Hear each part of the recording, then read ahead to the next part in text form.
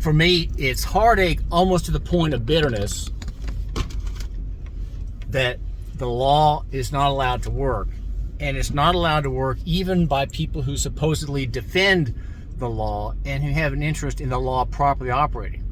I'm talking about lawyers. I'm talking about pastors and clergy who influence people in a great way theologically and in terms of God's commands, in terms of God's sovereign claims over them. The law is very clear, let's just say, on arrest. Many items, many provisions in your Bill of Rights in your state pertain to criminal procedure. The Bills of Rights in every state are about how the prisoner or the accused has certain clear rights. He has a right to face accuser. He has a right to have compulsory requisition of evidence. He has a right to a fair trial. He has a right to a warrant. He has a right to no cruel and unusual punishment. These are all rights that are numerous as among the rights generally granted in the Bills of Rights in each state. And the law often comports with it in your state and in mine. The law comports with the constitutional provision, even the exceptions law, even in Tennessee, the law that gives exceptions to the warrant requirement. And yet, my heart is broken and my soul is torn, almost to the point of despair when I think how people who should read the law, because it's written in English and it's published, don't claim its protections, and seem to know nothing about how these protections are applied, how these protections are to the protection of the weak and the poor, the orphan and the widow, the alien and the stranger, the ignorant, protections that they have as common working people who are not lawyers and not intelligent, don't have intellectual reading, don't have big backgrounds, and yet they're protected.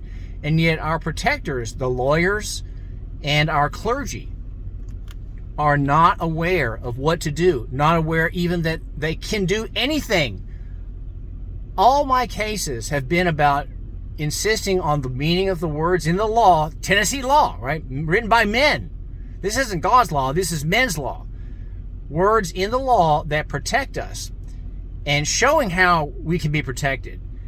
And there is so little interest in actual defense of the weak, actual defense of the innocent, maintaining the presumption of innocence, maintaining the high barriers against false imprisonment and false arrest. We are under a plague of false imprisonment and false arrest. It's a plague. It is a decimation.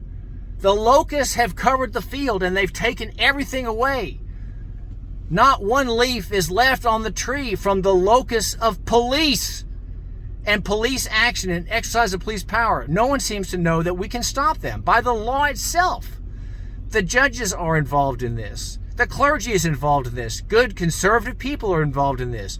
Christian people are involved in this. Liberal humanists are involved in this. Socialists and communists and statists are involved in this. All sides, liberal and conservative, Democrat and Republican, Libertarian and Green, they all seem to agree that we don't know what to do. We need to get more people registered to vote, they say. Well, no. We need to have better orientation of our federal congressional district. Well, no.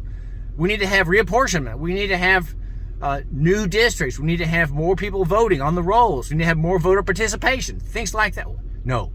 These things do not work. We have to rely on the law that's written to defend us. And we're not doing that. In warrantless arrest in Tennessee, the warrantless arrest statute, I have written a 10-page brief supporting a motion to dismiss based on the fact that the officer had to have a warrant to make your arrest. Your arrest was illegal because he didn't have a warrant, and your arrest and the circumstances alleged around it do not meet the exception statute at 40-7-103, 47-103 in the criminal procedure. He can't arrest you without a warrant because you're not involved in a public offense. Public offense standard is in the cases. I've read the cases. that law has 200 cases connected with it in one form or the other. I've read these cases, and I've determined what the jurisprudence is for public offense, arrestable without a warrant by the officer if it's occurring in the officer's presence. There are two tests: officer's presence, and is it a public offense or a breach of the peace threatened. This is breach of the peace law. And all these arrests, especially in traffic, are not public offenses. And you can prove that in court and on appeal. You'll have to appeal it because the local judge isn't going to know and isn't going to care. You have an appealable plain error failure to dismiss criminal prosecution against you because the officer arresting you didn't have a warrant, and he had to have it. He had to have it. We need to fight back using the law itself.